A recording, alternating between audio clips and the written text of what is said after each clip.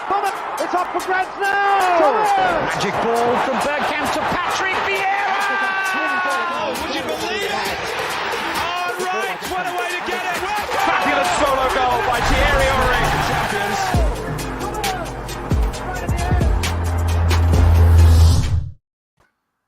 Good evening. Welcome to the Arsenal Lounge. Another positive one. Can't wait to do this. And some impatient people in the chat here saying, is this show happening? All that sort of jazz. Come on, guys. Before I go over to our guests, I'm going to do this properly this time. I'm going to say hello to everyone in the chats because I've been watching Tom taking some pointers. Johan, nice to see you. Yaya, M Forums, Paul James, Dean Mobley, Che. There's a lot of the Rancid Pumpkin. Harvey, hello, mate. So, look, there's a lot of you in here, and hopefully it'll be a nice, interesting one. And obviously, as you know, last 10, 15 minutes, we'll be asking you for your questions. So try and hold them back until then. In the meantime, I'm going to say hello to the panel. As always, the two guys I've got with me, they are the guys that we would pick any day of the week. So starting with Mo, how you doing, mate? Looking very sharp today, I have to say. Thank you very much. Yeah, I need your opinion, guys. I have decided to do something different with the beard. Yeah, no. So Lev, obviously we have to discuss what's really important to everyone in the chat. And yeah, I've been waiting for this. Everyone's been asking about it, so let's do it. No one cares about the Arsenal playing brilliant football. We sit at the top of the league, not just on goal difference, top of the league proper. What really, really matters is previous beard or this beard. What do you reckon, Lev? I'm kind of feeling this one, to be honest with you. I think it makes you look a bit more with the kids, down with the kids kind of thing. I've been toying with an idea of getting one as well, but I think I'll have a few more greys than you, Mo. So I'd have to, but I like it. Yeah, I do. Let us know in the chats out of 10, 10 being amazing, 1 being awful. What do you think of Mo's beard? Yeah, let me know. Old beard, new beard. And Tom, what about you? I like the old one. That's just me. The old one. He's old school. That's what you had in my dreams. So yeah, we need Shaheen to be the deciding vote here, don't we? That's a whole other show, that Tom. Oh god. So yeah, that's the biggest thing going on in my life at the moment. Yeah. Okay. Well, it's good to and Manscaped, if you're watching, Mo's looking for sponsorship. Let us know. And Tom, how you doing, mate? You've gone for the stubble look today, I see. Yeah, well, I actually said it's funny you should Mo talking about that because I don't really have much to work with, as you've probably worked out, I was saying to G yesterday, obviously I'm getting married on Friday. And I was saying to her, how do you want me to do it? Do I go clean? Can we stick to the beard? Do I do we cut it off here? Do we go just for the outline around the jawline? What do we do? And she was like, I don't know, I don't care. So that's kind of doesn't really help me, to be honest. So we're gonna have to see what happens. Cool. Haircuts on Thursday. It's getting very Elvis at the moment, so I've got to sort it out really. But yeah, big, very exciting, very, very exciting for you, Tom. So when's your honeymoon? Is it immediately after, or are you saying to the missus honeymoon has to be during the international break or something?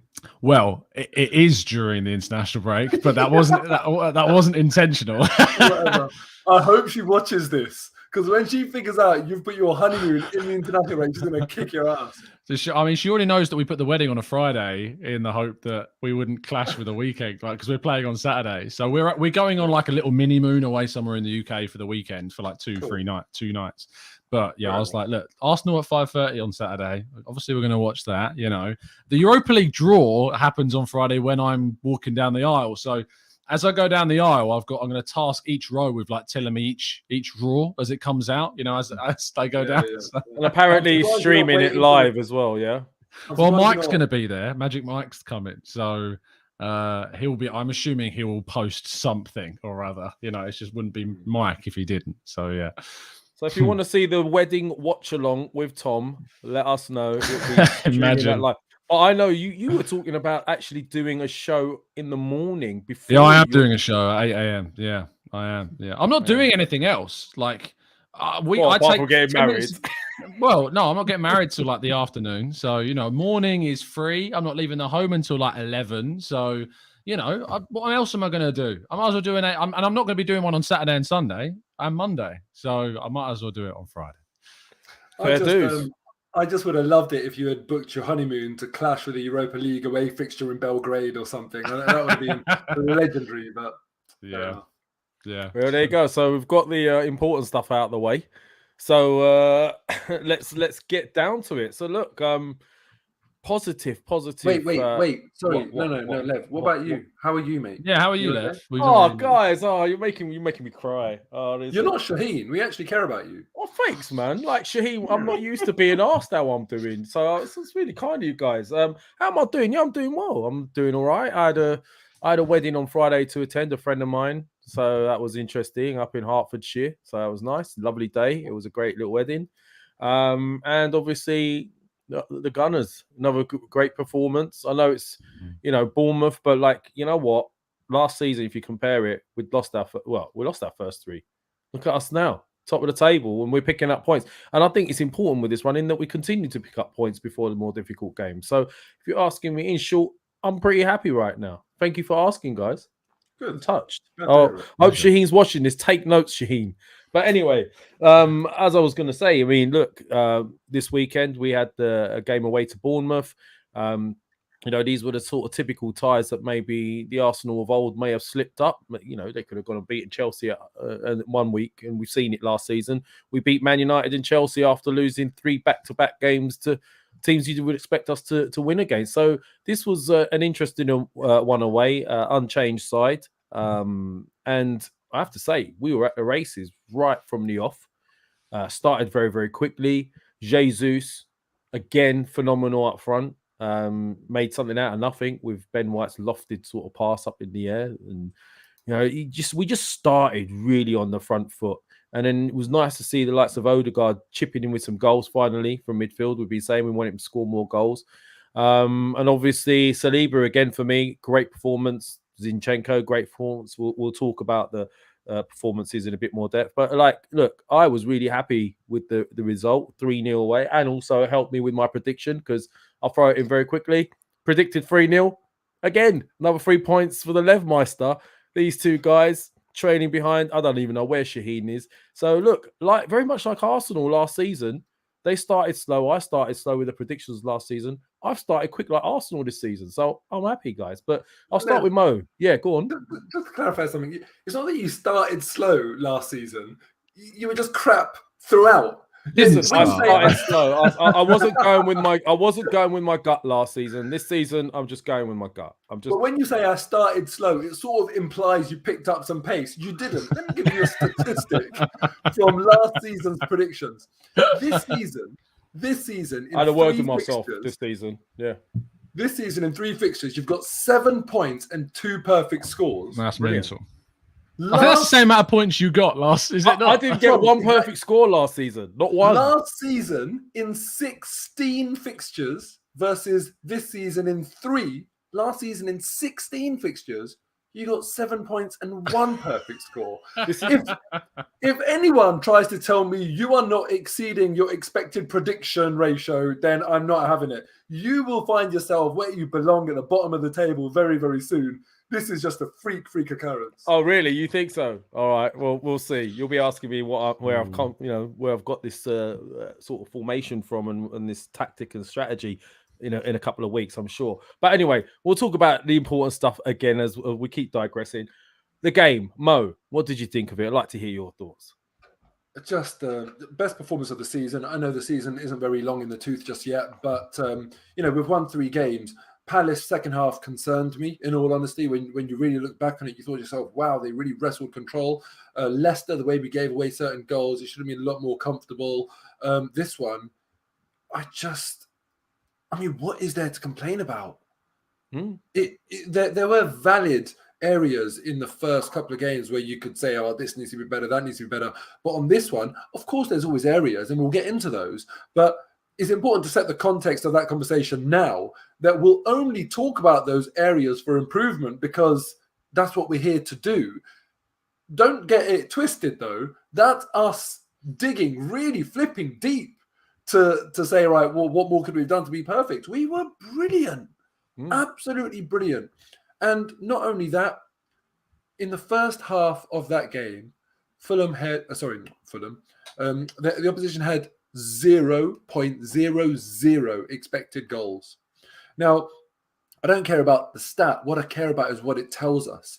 That tells us absolute control. unbelievable control to prevent them getting into any position of threat.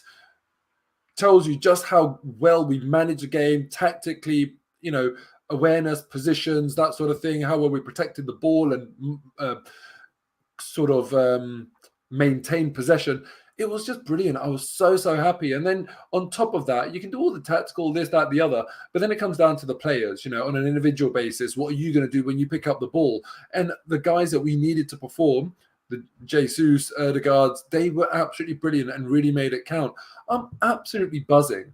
And, after the game, I was asking myself the question, am I getting carried away? Am I getting carried away? But I don't feel like I am. I feel like what we're seeing is really, really positive. And when kind of the footballing world, when friends and stuff, I'm sure you would have read messages, people kind of saying to you like, oh, you must be loving life at the moment. Oh, Arsenal looking really good at the moment. When you're getting that from people left, right and centre, Arsenal fans and non-Arsenal fans, you start to realise, yeah, okay, I'm not getting carried away. This feels like it could be for real. So very exciting times. Yeah, I agree. And you know what? You mentioned the Palace game. Now that we look back, we were concerned that we gave up possession in that second half. But you've seen the way Palace has been performing this season, right? They've had a very, very tough start to the season. And you see what they did away to Liverpool and how many problems they caused Liverpool. You'll have to say that was a great result for us away at Palace. Tom, what do you think of the performance, mate? Yeah, look, it was dominant, is the word. It was absolutely dominant. It was professional. It was, using a term, it was kind of Man City-esque, if we're, being real. That's the type of performance that Man City have gone to these sides and put them away. It's not a performance that we'd seen from Arsenal in our last 10 years, really, especially away from home. That's the big thing for me, is that performance didn't come at the Emirates. This performance came at a place where we've had some poor results. I remember obviously Arteta's first game when we drew 1-1. Remember the game back in 2018 when we lost 2-1 after going 1-0 up for Hector Bellerin. These are the types of games that I used to panic about, going to Bournemouth, because they're plucky and they can just pick up results and they can shock an Arsenal side that aren't prepared. But this Arsenal team is ready. It's ready to tackle plenty of different problems. It's ready to take control of games by the scruff of their neck. And adding just those two players in Jesus and Zinchenko have just elevated this team, along with the addition, of course, Saliba as well. Have just taken this team to that next step, where a team like Bournemouth, where on paper, you look at the teams, you look at the drastic difference in quality on paper, and then that translates to the performance and the outcome that you see on the field. So, yeah, it was a brilliant display, and I think kind of encapsulated what clearly we've been trying to work towards for so long. Yeah, again, Tom, I have to agree. I mean, look, I'm a bit like Mo in the sense of, look, I'm trying to keep my feet on the ground with this, because obviously we've had what some would say a favourable sort of running, a start to the season, but you need to grab the points. You need to make the most of it, and the performances seem to be getting better.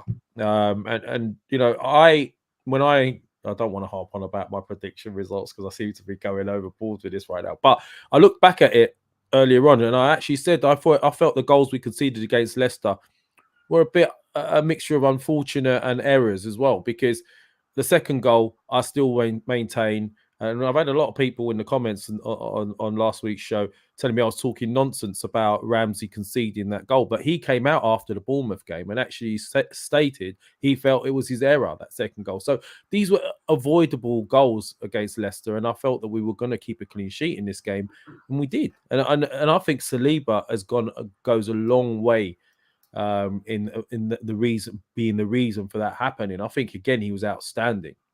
He could have been one of the guys touted for man of the match, but I think look, it says a lot about Jesus' performance that Odegaard scored twice and Jesus still got man of the match.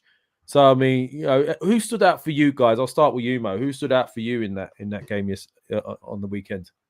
Well, it was certainly Jesus, and I feel like there's no point asking, because how many times am I going to say that this season? Who stood out for you? Jesus. What did you do great? Oh, we did this amazing thing. Like, it's just going to become one of those ones where you're going to end up thinking, all right, well, how can I not repeat myself?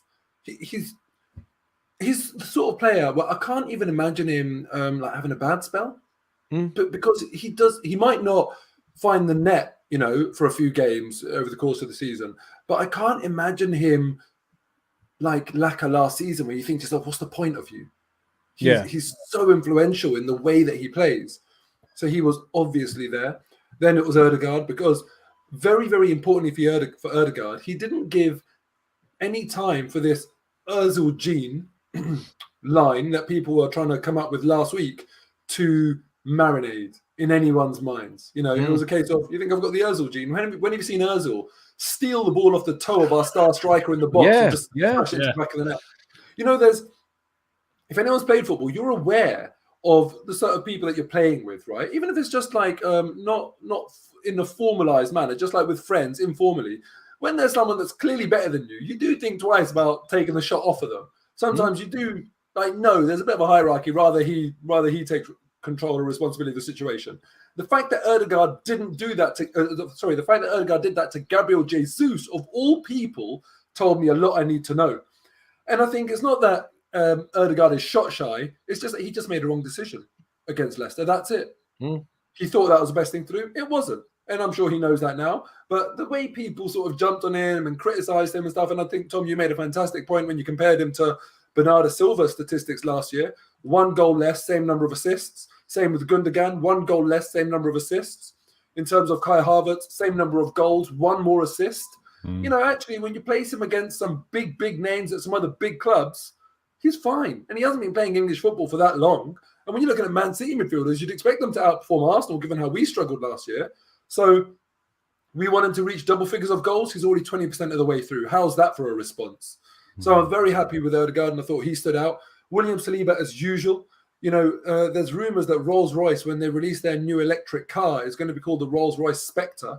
We need to sign up a petition to make it the Rolls-Royce Saliba. They need to name a car after him, because no. Let's face it, Rolls-Royce Van Dijk just doesn't have a ring to it. But the Rolls-Royce Saliba, that sounds perfect to me. And then Zinchenko as well, I thought was just so brilliant on the ball. And the sort of interesting role that he has to play in this team, where he comes in centrally to provide us with an extra passing option, he did really, really well. And they were my 4 standouts, but I will give some mention to Granit Xhaka. There was only one moment in the game, in the 78th minute, I think it was, where he was closer to his own box that we're defending, loose pass, gave Bournemouth a chance. And I thought to myself, that's the Xhaka that I know and hate. And then 87th minute, played a brilliant pass closer to our attacking box to Gabriel Jesus. That was a lovely pass. And, you know, he got the assist for the Saliba goal as well, which wasn't a complex pass, but it's the manner, the perfection in which he played the pass that I'll touch on in a second. And I thought to myself, that's the Xhaka that I know and I'm beginning to love. I think it was, Mo. I think he passed it to Nketiah, but wasn't it? No, this is for the goal. Oh, you mean in the 87th minute? No, I'm sure I thought it was Jesus. I think Jesus was it? I'm sure it was Nketiah. No, or was it? I can't remember. I can't remember in truth. Let us know the chat. Yeah, do you know what? I thought it was Jesus. But anyway, the point is, there was one loose pass where we are used to seeing Xhaka, and I think he's a lot easier to appreciate in this new role that he's got. And the way he ties in with Zinchenko, I think he's doing quite well in terms of them complementing each other and covering for each other at times as well, and I really like that. But do you recall in the Emirates Cup, Zinchenko played a pass across the box to Ødegaard, and Ødegaard skied it. He skied the chance. And Zinchenko's reaction, he was livid with himself, right? And it was only Emirates Cup, it doesn't matter. But you know, that goal that Saliba scored yesterday never, ever would have been a goal if Xhaka's pass, because the ball wasn't on the ground when he got it on the ground. And when he laid it off, that ball touched every single blade of grass that was possible for that ball to touch before it arrived to Saliba. One or two bobbles, that pass isn't absolutely perfect. Saliba doesn't score that goal. And that's why I'm saying that Xhaka seems to be so much more aware, so much more concentrated, so much more on the ball, so much tidier when he's closer to the opposition goal than I've ever seen him when he's closer to the goal that we're defending. And there's a whole new level of appreciation that I'm finding for Granit Xhaka. Credit has to go to the manager for deploying him in that role, whilst he's also contributing to the team defensively when Zinchenko wants to come inside or get a bit forward. So they're my 4 key players that I wanted to pull out, and probably in that order as well. Nice. I mean, look. I mean, maybe that's Arteta's plan: keep Xhaka away from our goal as much as possible. It could be. And you know, another thing as well. I mean, look, I'm looking in the chats, and it shows that how well we're playing at the moment, because you could pick. Everyone could pick a different player for man of the match, couldn't they? Tom, what did you see it like, Mo, or is there anything different you might have seen? And Zinchenko's reaction to Saliba's goal was quite funny as well. Yeah, first of all, I apologise. You were right, Mo. Smith Rowe played in Eddie Nketiah late on the field, as Ronnie pointed out in the chat. Yeah, look, I think Mo summed up kind of the highlights of the players that obviously stood out really well. Obviously, you know, I'm a big fan of Ødegaard, so seeing him get a couple of goals. But I think that the point that Mo made about him actually stealing it off the foot of our world class, and I think we have to say at this point, there is no debate about how world class Gabriel Jesus is. He clearly is a world class signing. Ødegaard, yeah, that was a great moment, because it kind of showed, you know, he's reacted to, I think, perhaps some criticism or some feedback from coaches that he knows he's got. So, which is great, because I think he included it in his program notes for the Leicester game about the chance he got at Palace where he should have shot. I think he included that. He did mention that. Yes, he did. Yeah. Well, I thought that was against Leicester. No, it was against Palace. It was against Palace, because he included it in his notes, didn't he? For as captain in the program. So he clearly does take on board that he knows that he should have taken that chance. So it was great, clearly, in that moment to see him acting upon that, which is what you want to see from your players, is responding to the errors in their game. Yeah, I mean, looking beyond Zinchenko and Xhaka and Jesus and Ødegaard, who obviously all stood out, I thought Martinelli, despite not being able to get a shot on target, still so great and energetic, you know, up and down that left flank, really, really strong. Ben White, again, still playing out of position in that right back role, really strong, you know, really good. There wasn't really too much about his game that I didn't like. I think Squawka put up his statistics after the game and they really shone. They weren't, you know, a colour on Saliba at all, but still really strong from him. Ramsdale, you know, despite I think about Ramsdale is when he plays in these games that we have so much possession and he's not doing much, they can be the most dangerous games for goalkeepers, because often you can get distracted, or you're thinking of, I think there was a video going around of when the Saliba chant was going out that he was clapping along with the fans in one clip I saw. But then when he was called upon a couple of times towards the end of the game, again, solid and dealt with the situation well. You know, wasn't really any issue with that at all, when he got a good send-off as well from the Bournemouth fans that he didn't get before because, of course, of COVID when he did leave Bournemouth in the end. But I think the one standout is the Arsenal fans that we haven't really discussed, because they were unreal. Now, we know that the away support has always been the characteristic kind of stronghold of Arsenal fandom. The noise they make during games is unbelievable. But of course, that is starting to translate into the Emirates, and we've got 2 home games coming up, and genuinely both Fulham and Aston Villa should be petrified of coming to the Emirates, because it is becoming a fortress, and we are becoming a team that teams don't want to play against. So yeah, I think for me, beyond the players, the standout performance, absolutely, the away fans were great, and brilliant. That support, that chant for Saliba will go down now as absolutely one of the all-time favourites. Well, have I missed something during the transfer window? Did we get some new songwriter in over the last season or two? Because, like, let's be honest, as fans, we've been listening to the same chants, maybe replacing names with the same melodies and the same chants we've been doing for years. All of a sudden, or is it just that the fans are now so passionate about this new team that, you know, they're muted, man. Yeah, sorry, I don't know what's going on. But these chants are formed when you don't do that when you're 2-1 down at Everton last season, do you? These chants are formed when you're like buzzing. So it's a complete reflection of what the team is doing. And you know what I loved about that, and I'm really glad you mentioned the fans, Tom, because I mentioned in my 5 at 5 after the day after the game that during the 90 minutes, the fans were watching the players. And after the 90 minutes, the players were watching the fans. Yeah. That wasn't normal, the way the fans went over. They didn't just go over to thank them. They went over to watch them. And they just stood there and enjoyed it, whispering in each other's ears, like, oh, have you seen that? Oh, look at that. Listen to that. Saliba loving it. It was such a lovely thing to see. And let me say this as well. You know, in life, you kind of need the rain to appreciate the sunshine, right? And often in life with things like that, it doesn't rain and it's not sunny at the same time. Like you get like, you know, them at separate times. Arsenal fans are very blessed right now, because not only do we have the Arsenal sunshine, we have the Man United rain. The two things combined. And the Chelsea rain as well. Chelsea's not great at the moment. But especially United. Like, think about it. This time last year, we were in their shoes. We were having to play, Chelsea and City, and now tonight they've got Liverpool, for example. We were getting beaten by Brentford. And it's them now. They're suffering, and hopefully they continue to suffer tonight. And here we are sitting here pretty at the top of the league. It's just lovely. So enjoy every minute, please, everyone. Yeah, very quickly. True Gunners TV, is that Mike? It's Brandon. It's Brandon, of course it is. I always get mixed up. Brandon, thank you for your support, bro. Where you been, by the way? I haven't seen you for a little while. Huge credit, he says, has to go to Arteta and the board. Wow, Brandon is actually complimenting Arteta here. I'm going to keep this up for a little while. Huge credit has to go to Arteta and the board for the way we've started this season. For the first time in years, we've got our transfers done early. Good point. And have gone into a season prepared. Another good point, and it shows. And this is something we've been complaining about on this show for a while, in the sense of we haven't really had the best of pre-seasons, and that could also be the reason. We've had a really good, strong pre-season. We've done quite a bit of business early, although we could do with a few others, in my opinion.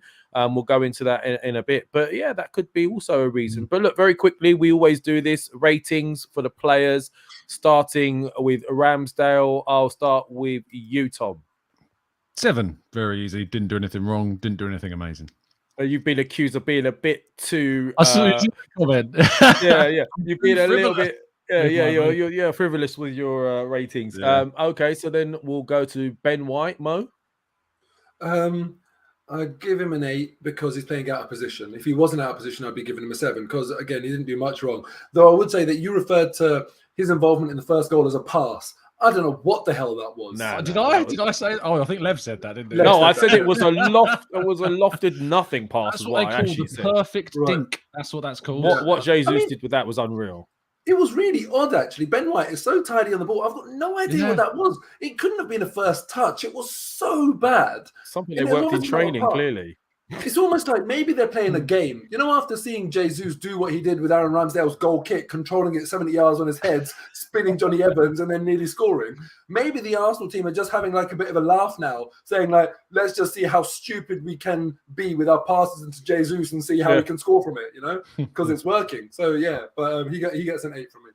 Well, I was asking for a big guy up top, but what Jesus could do for his size is unreal. Okay, so that was Ben White, wasn't it? So then we go to centre backs.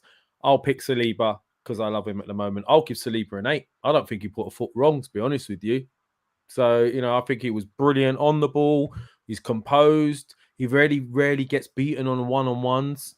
He always covers. He seems to be the one that covers Gabriel. Gabriel seems to be the aggressor. Saliba seems to cover him. So yeah, I'll give him a strong 8. Sorry, can I just check? He scored a goal that, I hate to use his name, that reminded me of Robin van Persie, for God's sake. And you're giving him an 8. He's a centre back. All right, okay, that's a good point. That is a good point. So we'll give him. But then a 9 surely is man and a match figures. 9, no. So you know what the rating should be then. Oh, I'm going to be the one that comes out with the dealer 0.5. There you go. Yeah.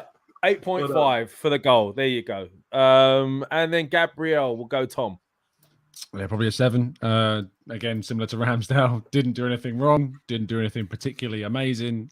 He's just kind of being consistent, and that's all you can really ask of Gabriel. So yeah, a 7. Do you not think, guys, very quickly on Gabriel, that sometimes he needs to think to himself, I can't outmuscle everyone I play against? Because Moore did cause him a bit of a problem in the first half. Moore was better than I expected, actually. He was pretty good. An interesting player. Yeah, he is. So I think maybe at times he needs to realise he has to be a bit smarter with his defending. But yeah, 7's pretty fair, I guess. So then what? We're going into midfield now, are we? Have we done the back line? We have, haven't we? So Zinchenko. Yeah, Zinchenko on the left. Mo. Well, you see, he was better than Ben White yesterday. Oh, sorry, against Bournemouth. He was very good. I've given Ben White an extra point because they're playing out of position. So I'm going to have to give Zinchenko 8.25. Yeah. Oh, no, I don't know if we could allow 2.2. No, you get 8.5 as well then. Because 8.5. Zinchenko was one of the best players on the park. Overall, Saliba was great, but Zinchenko was better. And Saliba gets the 8.5 because of the goal. Because ultimately, even though one goal is just one swing of the foot, you cannot not add that into your rating because it's basically the hardest thing to do in football. But Zinchenko was so good, so tidy, so tactically switched on, so brilliant overall that he gets the 8.5. And had he scored a goal like that, he would have been on a 9. So, yeah, he gets the same rating. You can give him the 0.5 for that turn he did when he intercepted. Oh, it was ridiculous. It's super calm there. So now we're going into midfield. We'll start with what? So we go in the middle first. We'll start with Thomas Partey on this one, right? I will say Thomas Partey was better this week. His passing was better than it was the previous week. He was solid, did his job right. Nothing too fancy. I'll probably have to give him a 7. Because I don't think he did anything outside of what he needed to do. But Arteta seemed very happy with him after the game. He was amazing. I'll be very honest. Do you think so? You think he's an amazing? Yeah, genuinely, yeah. They're the type of games that you don't necessarily notice Partey until you go back and you watch his game individually. Does all the dirty work, don't he? Honestly, the tackles, the recoveries, the progressive passes, the carries, the calmness that he was there in the midfield. They are just the type of performances that you don't see unless you really kind of watch him. So I would recommend people going back and watching, kind of just watch Partey and what he does in that game, because that performance was so important to the way in which we dominated the midfield. It was so key. Good point. Absolutely good point. And maybe I'll do that. I'll go back and watch it. Someone's getting irate, suggesting we should be keeping to rounded off numbers, or someone's clearly with some OCD there. Actually got exclamation marks in here and everything. Oh, sorry, mate. Okay, so that was Partey. Xhaka, I'll go with Mo. Because I know you love him. Oh, sorry about the round numbers here, but I'm going to go 7.5.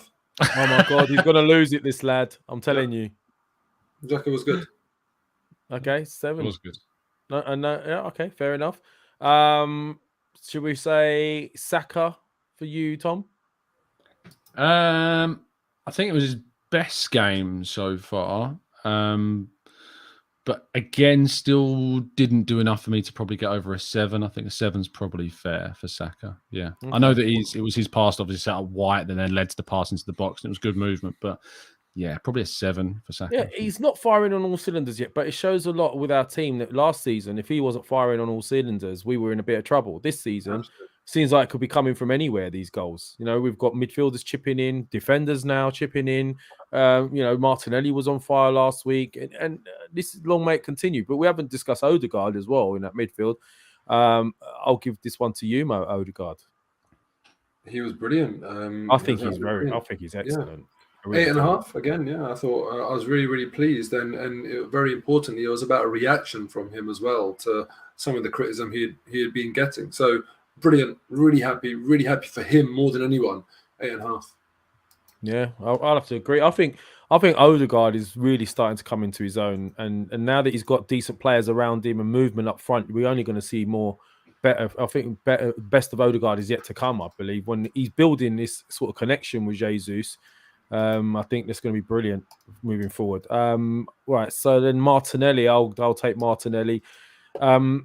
Martinelli, maybe in the final third wasn't at his best, but the one thing you're guaranteed with Martinelli is the work rate is always going to be there. And I think this is why he's become a starter in this team. He does everything he needs to do, regardless of whether or not he scores a goal or not.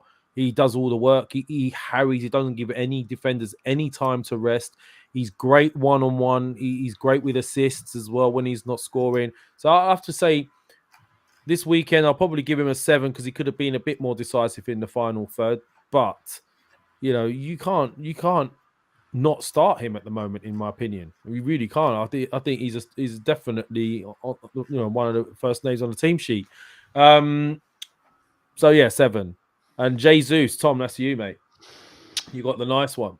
Yeah, 9. Was excellent, absolutely excellent. He just continues to just do things that I have longed for our number 9 to do. I don't think it needs too much explanation. We all know it was a 9 performance. What I would say is just looking at the and obviously this will unfortunately. Yeah, I saw you doing that teacher's face. Yeah, I was looking at the Man United lineup. What would you guys say was one of the main issues why Man United lost at Brentford regarding their midfield selection? Fred and McTominay. No, they didn't start the game. Did they not start last season? Well, generally, I think lack of defensive diligence, lack of effort, hard yards, that sort of thing. Positioning wise, they from even before Brentford got the ball, their midfielders were in the right position versus Man United. That's kind of how I saw it. From a tactical standpoint, I think you're both spot on. The selection standpoint, Christian Eriksen playing deep, just allow Brentford to run. He's done it again. He's put Eriksen deep with Scott McTominay. Brilliant. Love that. Ronaldo's on the bench, by the way. Ronaldo's not starting. It's interesting, Tom, because I didn't view that. I don't follow United to the same extent I follow Arsenal. I didn't view that as Ten Hag's fault. I thought that the players weren't following instructions. I thought that Fred and McTominay, that's what I'm saying, their starting positions. Sorry, not Fred and McTominay. The other midfielders, their starting positions weren't correct. That's how I viewed it. That's a coaching setup as well, though. Like, I still look at Ten Hag and think some of the selections he's making, some of the decisions he's making, some of the transfers he's involved with choosing. I can't get my head around it. I really rated Ten Hag. But you see, Tom, I could not believe that the manager would set them up like that, which is why I thought it was the players' fault. Yeah. I can believe he picked Shaw over Malacia for 2 games, but I don't understand the persistence for McTominay. I really don't. I don't think he's mobile enough. I don't think he's creative enough on the ball. I don't think Man United of old would dominate possession, wouldn't they? They are not dominating possession. They do not have a midfield worthy of Man United, and long may it continue. So, I mean, they got Casemiro in, but we'll talk about this in a bit, actually. But look, the other thing I wanted to very quickly ask before we move on, obviously the debate, when we first bought Jesus, I was saying, for me, Jesus is the better striker than Richarlison, who's the starter at the moment as a number 9, I believe, at Brazil. At this stage, surely Jesus has to be the starting number 9 for Brazil. Absolutely. All right, and we haven't had a striker like him in a long, long time, and I think it's going to continue. I think he's going to end up being their main number 9. So let's hope that continues. But anyway, transfer stories before we go on to the game on the weekend, the next game. I'm going to come to you with this first, Tom, because obviously the thing that broke today was apparently, I think Ornstein broke it, didn't he? We have been in talks with Neto and his team and Wolves for the last month or so, which means that obviously that he must be our main target now since Rafinha has gone. And there is also talk with Tielemans, the midfield slot, and I think Moses Casido is another one. I think it was Tonelli. Is it Tonelli, the other guy? Yeah, Tonali, yeah. So if you can give us and the listeners a little brief sort of synopsis of what's going on out there in the transfer world right now. Yeah, I think you summed it up in short pretty well. I think, Caicedo and Tonali are the other 2 on the list, supposedly beyond Tielemans as well. There's an expectation that there might be movement on Tielemans up until the end of the window. That sounds really vague and broad, and it is. It's been going on for ages, I know. It is just going to drag on until deadline day. It could even be a deadline day deal at What this is stage. the hold up with that, Tom? I just think Arsenal are trying to force Leicester to accept a lower figure at this point. I think they're just trying to bait, because they know they don't need Tielemans right now to win their opening games of the season. He's not been like, he's not. We're not desperate for him in the same way we were desperate for Jesus and Zinchenko. So I think they've just bided their time and hoped that they might be able to get him on a cheaper deal. The Neto one is obviously the mystery winger that, we've all been wondering who that is after Rafinha. I love this guy. I think he's quality. I think he would be absolutely brilliant for us. I actually wrote a piece the other day about Fabio Vieira potentially being kind of our Diogo Jota, because, he adds that versatility. But actually, ironically, Neto presents a more, for me, stylistic comparison to Jota, because he's played left wing, right wing, he's played cam, he's played second striker, he's played centre forward for Wolves. He adds that Premier League experience. He has come back off an injury, which I think is the big kind of red flag by him at the moment. But actually, Dr. Raj Prelbrara, a lot of people follow on Twitter at 3CB Performance. He's just done a video. He's a physiotherapist, so he specializes in kind of sporting injuries and stuff. And he actually says that this type of injury was a fractured patella. It's not something that should affect him. Some were saying it was an ACL, weren't they? It's not an ACL injury. It's a fractured patella, which, there was complications with it, and it kept him out for a best part of, I think, 31 games.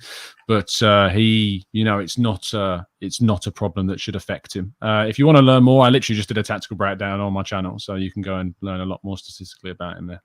Love the plug. plug. There you go. Okay, so with regards to Tielemans, we're just hardballing, is what you're saying, which is a good thing because Arsenal haven't hardballed in a long time, have they? In the sense of they obviously, it's been done to us before with players in their final year of their contract, so maybe they're looking at it differently.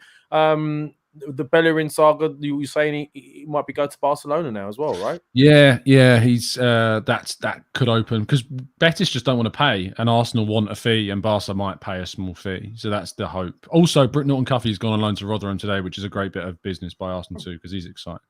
So yeah, nice. Okay, Mo, any of that excite you? Listening to the potentials. I mean, Neto, he does excite me. I'm not going to lie.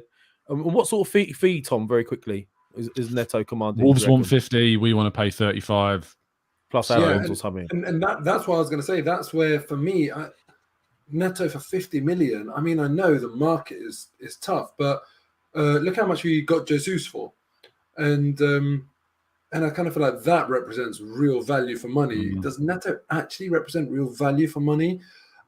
You know, one thing that I've looked at recently is the top 10 signings in Premier League history in terms of transfer fee, right?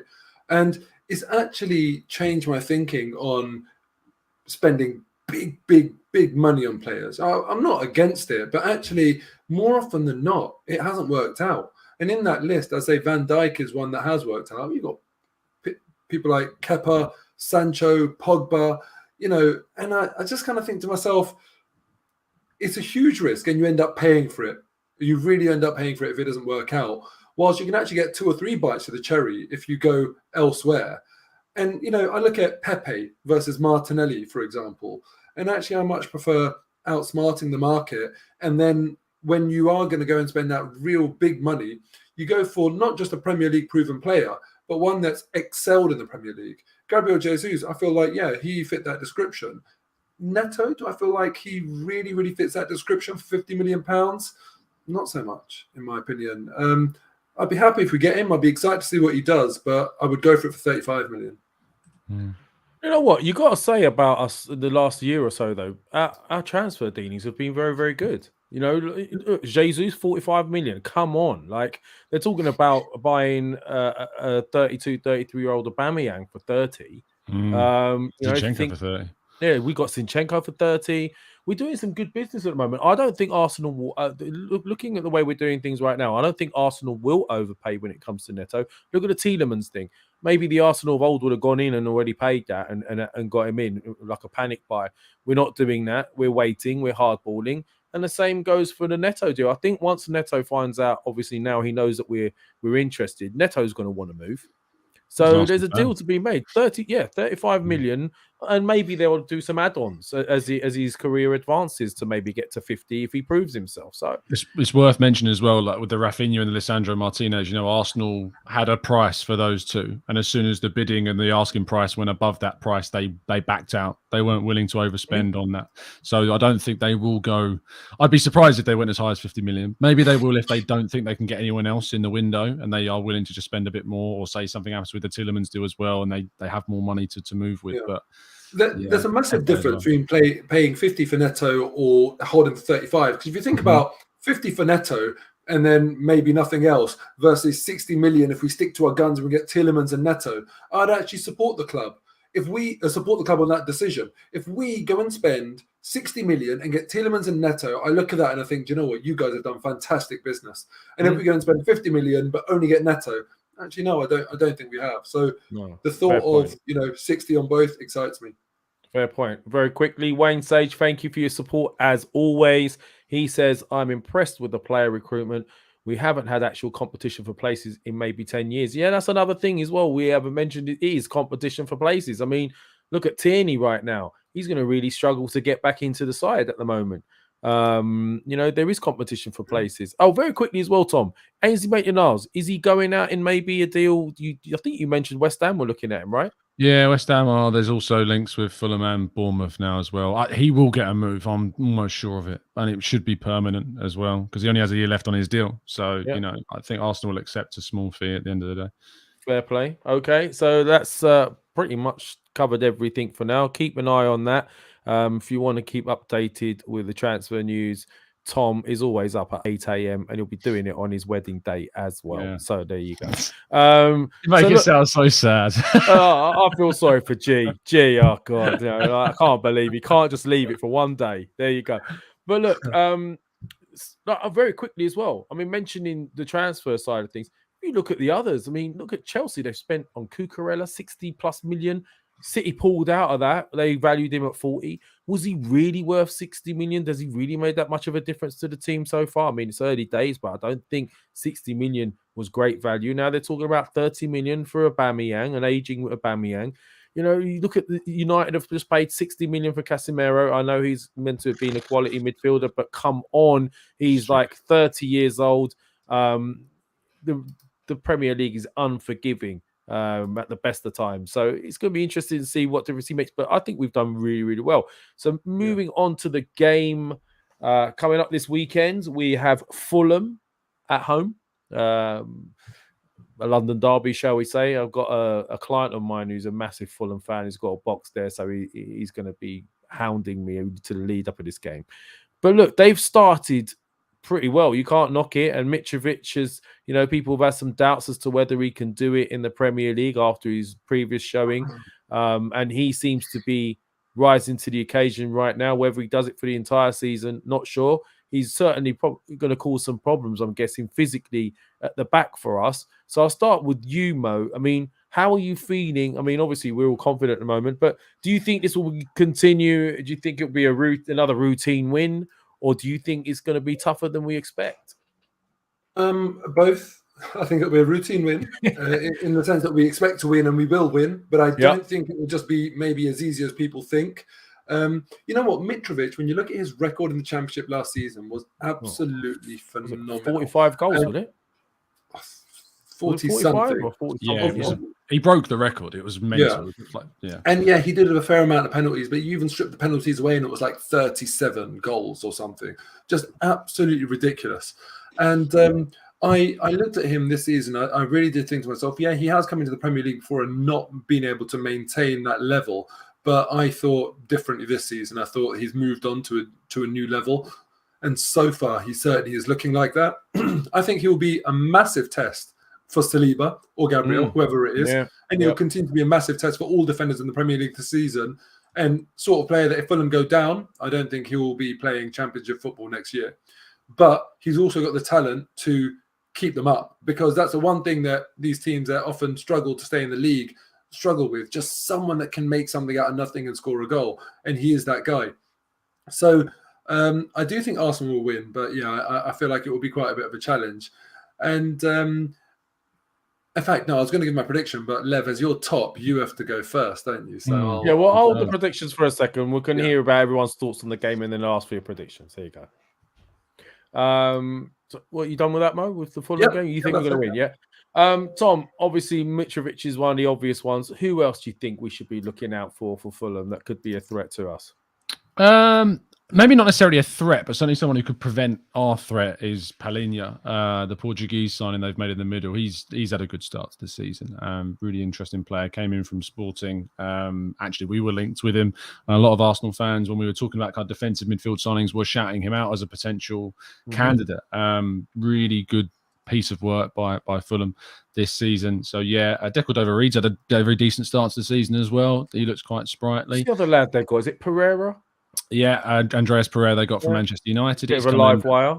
Yeah, he's done well, and it's interesting. This season for him has to be a win, because he was being linked with a move back to Brazil, this summer, and then all of a sudden it's turned around.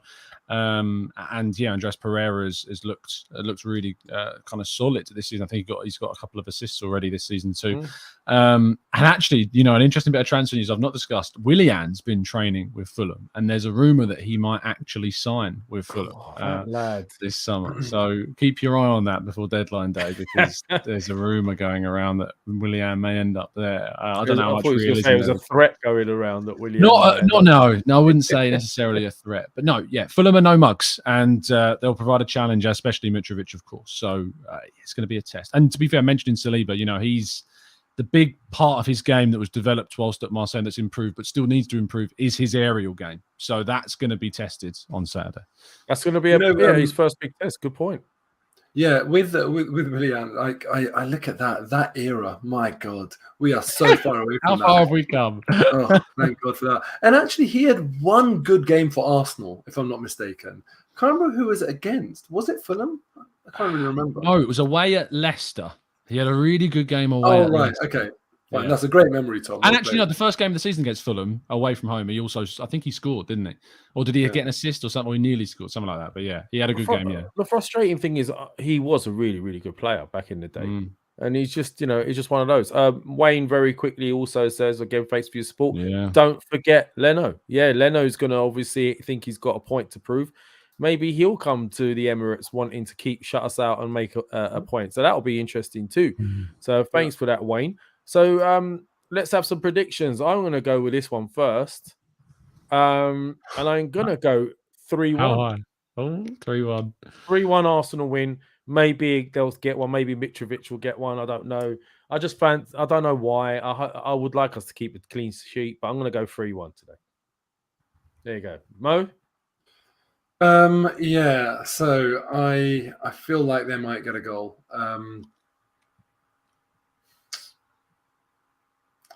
I can't decide between 4-1 and 3-0. So you think they're going to get a goal, but you can't decide between 4-1 and 3-0? Yeah, but because, I'm hoping that Arsenal, with the control that we showed against Bournemouth, I'm hoping that Arsenal can replicate. So I'm going to go 3-0 Arsenal. That was my other one I was going to choose. Okay, 3-0 Arsenal. And Tom? 4-0. Oh, God. Yeah, neither of you guess one right yet, have you? And this is why. I'm milking this right now. I have actually. Oh, no, Mo's got one right. Which one did you get right? Oh, the 2-0. The one where you copied me, first game of the season. Oh, right. I copied you. Yeah, should have copied me the next one. There should. Right. So 3-0. Tom is saying 4-0. And I said 3-1. Okay. Let us know in the chats as well. We're coming to that point now where we could take some questions. So if you want to fire some questions at us, start doing so now. There's a lot of people saying, is it Gunnar Tharbs is saying 2-0. West Mid Gunnar saying 1-0. First half, and then Jesus hat-trick second half. 2-2 first half, says Schrodinger's cat flap. Don't know if I wanted to say that. And then he says we're going to be drawing 2-2, and then someone's going and then Jesus is going to get a hat trick. And there's all sorts of different ones here. Elliot Roberts says 3-0. Giroro 14 says 4-0. Copying you, Mo, I think. Did you say 4-0? I said 4-0. You said 4-0. There you go. And someone's saying 5-0 in it. So look, questions. If you want to ask the questions, do so, or we'll just continue without you. So very quickly then. The other news then, I thought we'd touch on them, obviously, that aren't Arsenal related. So what the likes of Chelsea have been doing, City's performance, Newcastle, these teams at the moment, these bigger teams are dropping points around. Look, ask the question, Lev. You want to ask the question, ask it. Ask the question. What question did you think I was going to ask? You know what question you want to ask. Ask the question. Oh, City are dropping points. Liverpool drop points. Go ask the question. No, I'm not asking the question yet. It's too... No, I am not doing that because we'll jinx it. And I'm not going to do that. I'm not going to do what some people are doing. Oh, yeah. There's some questions here. Right. So here we go. Rancid Pumpkin question. Pino for 42 million or Neto for 50 million? Tom? Neto, yeah? Yeah. Excellent. He's a level above Pino, so if you can pay 8 more and get a player a level above, do that. Fair dues, as Shaheen would say. Those of you missing Shaheen, I think he'll be back on the next show. Ooh. So keep an eye out for that. That's one. Why I'm not going to be there. yeah. And if we lose, then Shaheen is never coming back on. All right. So Mark Arthur C. Phillips asks, Mo, what do you feel will be the most challenging part of our season? I think, one thing that is going to be an equivalent challenge for everyone is just how to navigate that World Cup. Because having a World Cup during the season, it will mean a hell of a lot to players. How they're going to play the game in the run-up to that World Cup, where an injury will just be devastating for them, and also how they'll deal with the mental highs of a World Cup, if the ones that get to the semi-final and the final and that sort of things, versus then coming back to a sort of more normal, more mundane football will be a challenge for everyone. I think specifically for Arsenal, it will be in those crunch moments of the season because of what happened last year, last few games, that sort of thing. When that pressure is really, really on, because right now we're playing without that pressure. Then it will be those crucial runs. Because I remember last season there were a few runs of games where we looked at that on paper and thought this is really, really big, really, really important, and we failed in those runs. And then the business end of the season, the last sort of few games, we failed then. And it will be, for me, the risk in this season is, have we been able to be robust enough to live with that, or are we going to be stung by what happened last year? That's what I see as a big risk. Interesting. Yeah, I was saying this as well. My son the other day, the test will be when we go behind. We haven't actually gone behind yet, have we? See how we respond. Thibaut Pesk has asked that question, Tom. I'm not going to put it up on the screen because I'm scared it will jinx us. So I'm not. Can Arsenal also win the World Cup? Yeah. That's the question. Gunnar Greg asked question: Tielemans or Ruiz? Tom. I honestly couldn't split them. I would take either of them. They're both very good. Fabian Ruiz, I imagine he's talking about. Yeah, yes, he's going PSG though, I think so. Okay, interesting. El Mari asked, should we wait until next season to get Tielemans on a free? Mo? No, because I feel like we're a team that can achieve something this season. So if you're asking me, would I pay £25 million to win a trophy? I absolutely would. And I think that our chances of winning a trophy are severely affected if we get a significant injury in the midfield area. So I just want to start acting like a big club. Let's just go and get that player when we need him, and we need him now. So it'd be great if we can get him on a free, but I'd rather prioritize the season. I agree with you. We're always like seasons prior, we've always been one or two players off, haven't we? Let's not do that this season. Iso Ragu. I hope I've done your name justice. I probably haven't.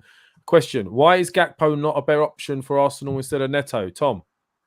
The versatility side of it. Gakpo plays on the left, can cover in the middle as well, whereas Neto can play comfortably on either flank. And to be honest, if we're being real, the main depth issue for me is behind Saka, especially if Pepe goes. So that's why Neto makes more sense. Plus the Premier League experience as well. Wouldn't need transitional time. Players from the Eredivisie are quite hit and miss. You only think about Luis Suarez really as being the one that really transitioned well, but you think back to Depay, who had a pretty torrid time. Locadia at Brighton barely played. There's another one as well. I mean, Lisandro Martinez isn't having the best of times at all at the moment. So even if they went to sign Anthony, I wouldn't necessarily be too fussed with that. Steven Bergwijn never really did too much at Spurs, so I would lean into Neto. Not to say that everyone coming from the Eredivisie is poor. It's just the transition isn't needed. So Neto. That's a good answer. Mo, who starts when fit? Tommy or White? I think Tommy, personally. Yeah, I agree. But what I think is very interesting is the relationship between our left back and our right back. So if Ben White starts, I think Zinchenko gets to venture forward, and that we haven't seen Ben White rampage forward, right? But if Tierney's starting, then I think that Tomiyasu-Tierney relationship is quite good, the way Tomiyasu inverts, and Tierney's obviously very, very attacking, whilst I feel more comfortable because I feel like Tierney's a better attacker than Zinchenko, but Zinchenko's a more intelligent footballer. So I trust Tomiyasu more when you've got Tierney bombing forward. And I think having the intelligence of Zinchenko works for a player that's not actually a right back, because he knows maybe when not to cross that halfway line and when not to weaken us in defence and that sort of thing. What I wouldn't like to see is Ben White and Tierney. I think that's when you start thinking is that maybe a vulnerability for Arsenal? So all in all, Tommy can play with either of them. Tomiyasu can play with either of them, in my opinion, and not have us defensively vulnerable, whilst Ben White is better suited to only playing with Zinchenko. And obviously we haven't seen Ben White and Tierney playing, but that's just my theory on it. And that's why I'd say Tommy gives us both options. Excellent. VJ Nambiar, thank you for your support. I think Fulham is going to be a tougher game than people are expecting it to be 2-0. I'd say the last 3 matches, they did all right. VJ, I hope you're wrong. There's so many others. Very quick question. I'll throw out. Would you guys like Tierney with Zinchenko in midfield instead of Xhaka? Not right now, but I think it's a potential change for the future. You know, as Xhaka's form drops off or he's suspended or he's injured, Zinchenko can absolutely play that role, you know, that Xhaka does. So, yeah. Okay. Fair play.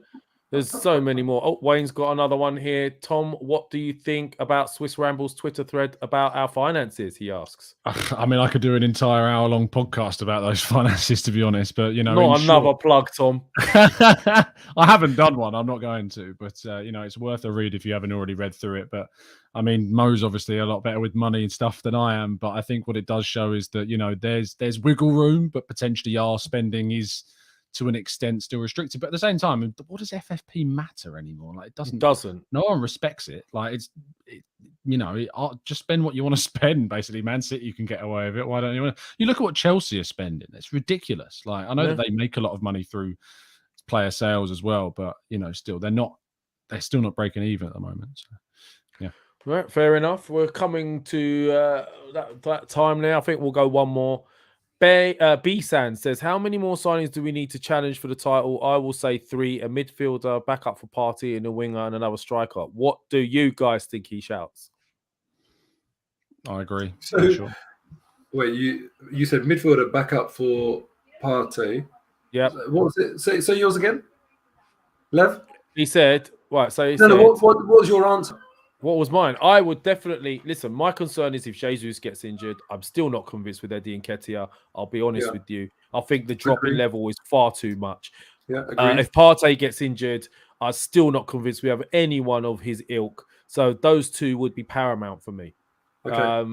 That would be my 2. If I had to choose, those would be my 2 signings. Fine, and I would also add a goalkeeper on that as well. I think that's actually you keep reminding me of that. Jeez. Yeah. That's actually my biggest fear. So I'd say 3 people. In terms of the winger position, I'm actually surprised somewhat that we're prioritizing that as the one thing that we need, because I still feel like Pepe has enough of a knack to chip in with contributions of goals and assists to warrant not spending £50 million on a winger and putting that £50 million in other areas of the squad, striker, midfield, reserve keeper.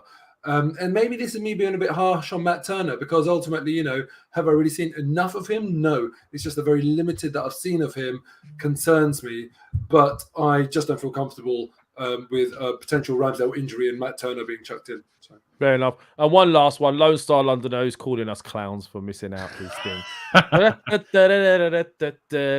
Do you think we will strengthen the team again in January if needed, unlike last season? Coco?